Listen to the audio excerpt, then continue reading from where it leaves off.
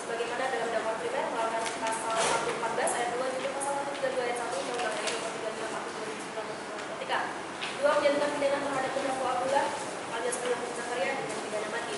3 menetapkan barang bukti.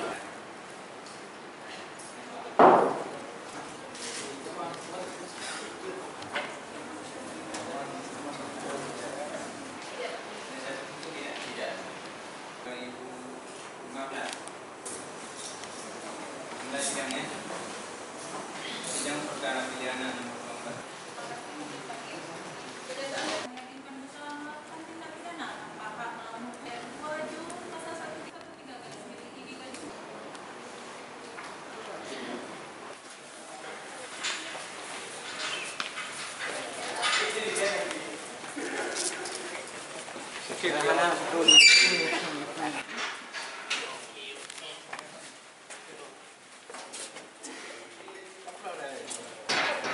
Saya boleh buka tuh kalau ya.